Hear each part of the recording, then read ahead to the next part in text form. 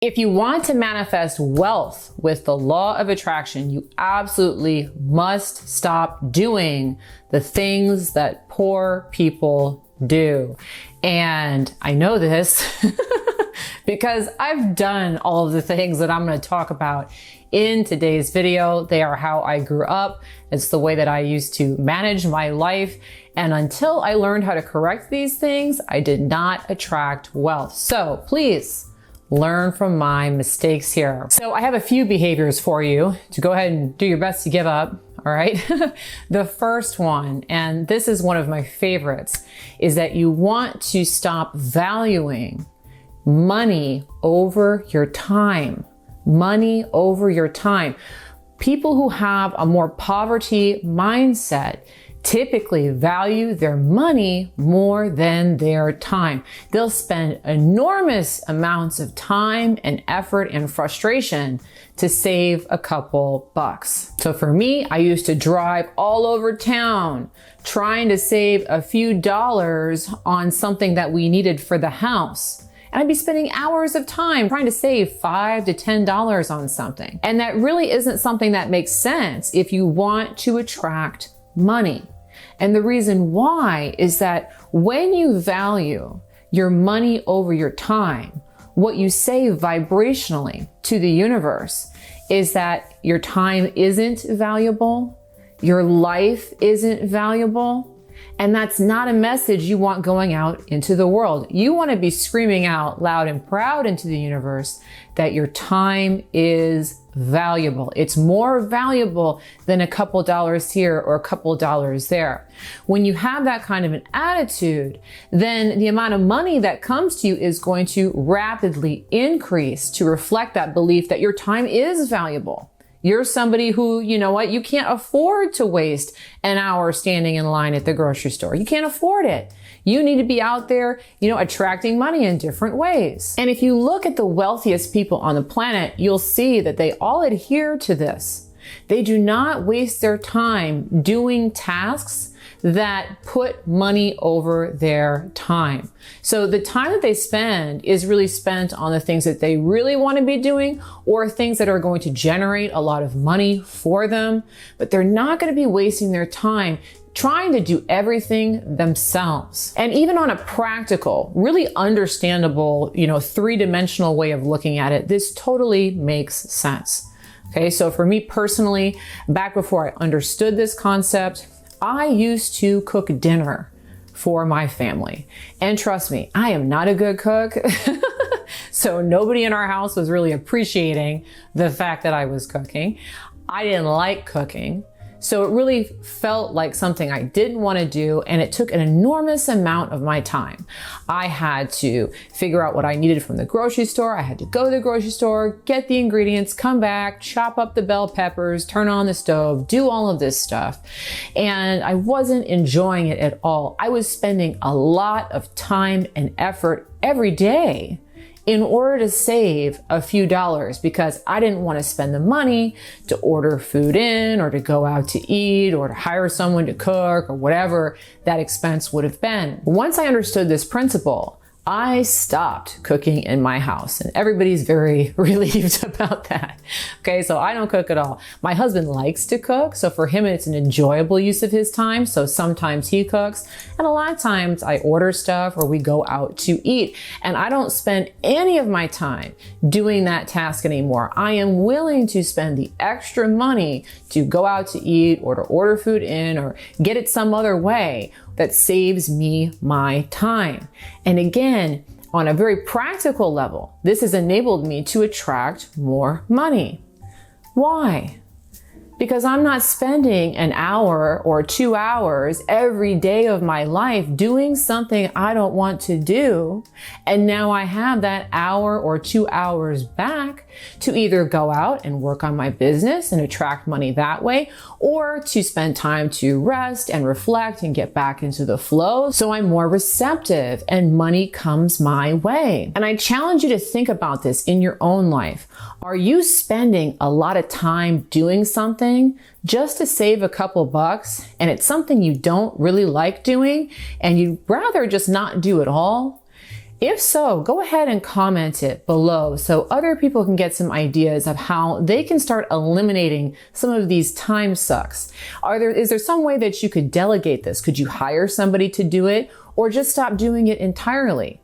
Go ahead and comment below this thing that you're doing to save a couple bucks and how you could get rid of it to value your time over your money. All right, now the second behavior you want to get rid of in order to attract more money, and this is a much more common behavior that you will see in a poverty mindset than in an abundance mindset, is envy, and a gut envy reaction to people who have money or examples of money in your environment.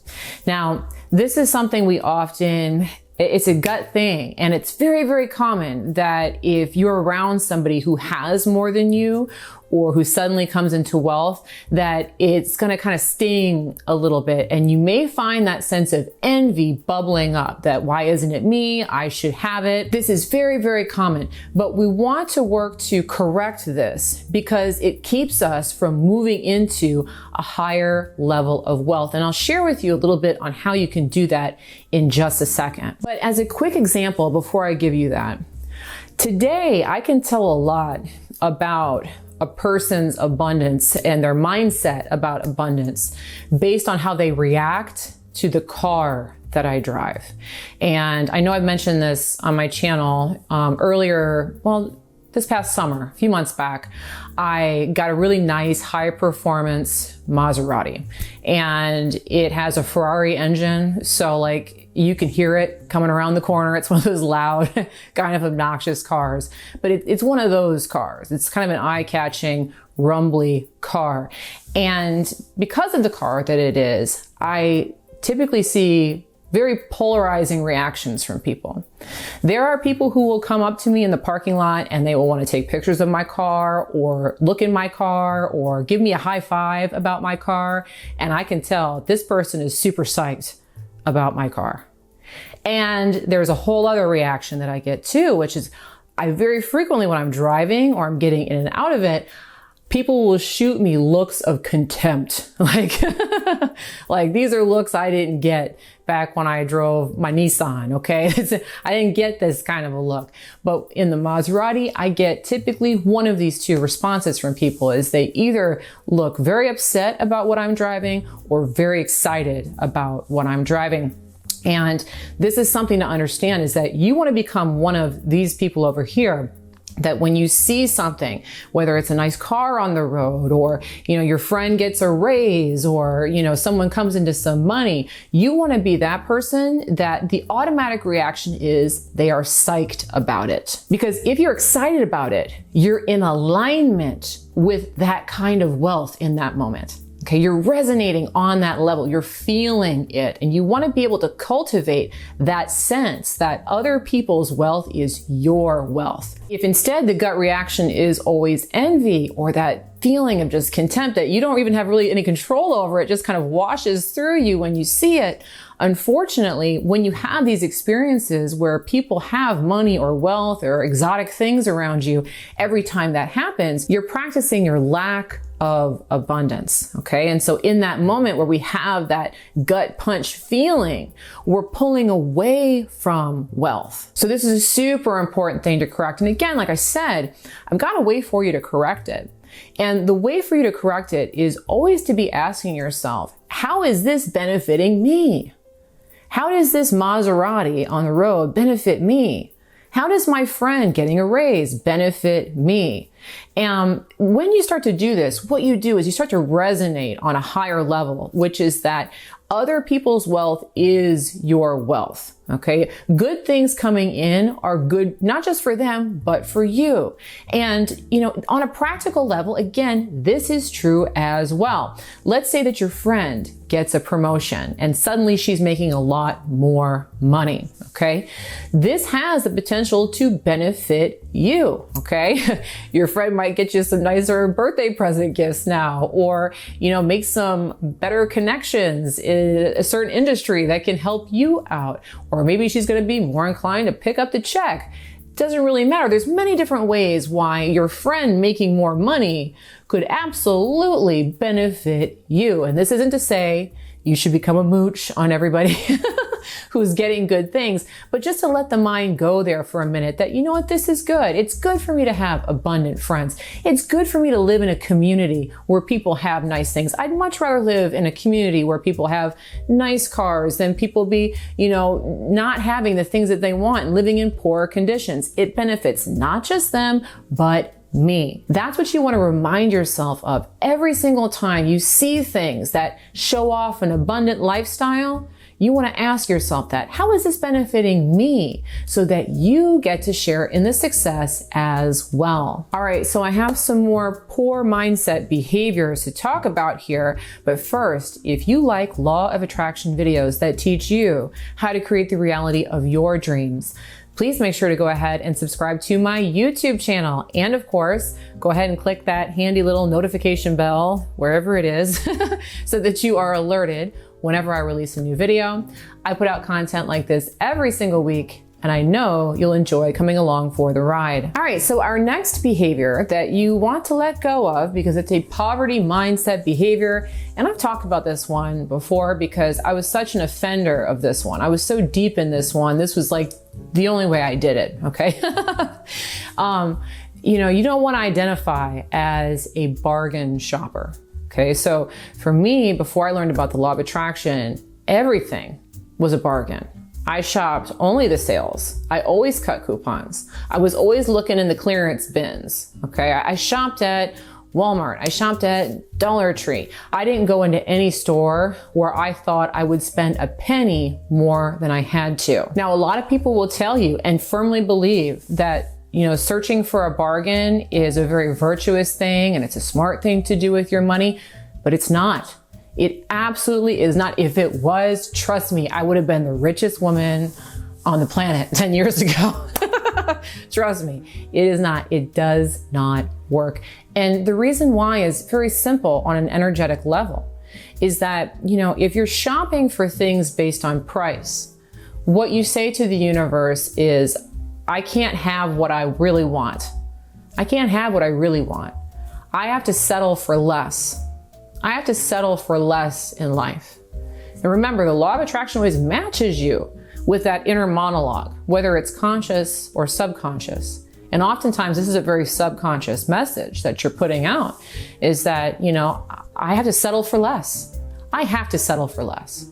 And the law of attraction will match up people like that, and they'll give them lives where they feel like they're settling, particularly in a financial way, where you're not making as much money as you want, you're not living in the home that you want, you don't drive the car that you want, have the clothes that you want. Why? Because every day you're out there settling with a behavior just like this. Now, about an hour away from my house, there's a really nice high-end mall, and it has just all the luxury brands, and it's shiny. It's got 2 stories, it's in a fancy schmancy mall. It's got valet parking. Like, it's a nice fancy mall. And before I knew this about the law of attraction, I think I had wandered into this mall maybe 2 or 3 times. And I certainly didn't buy anything when I was there. I walked around, I kind of looked at things.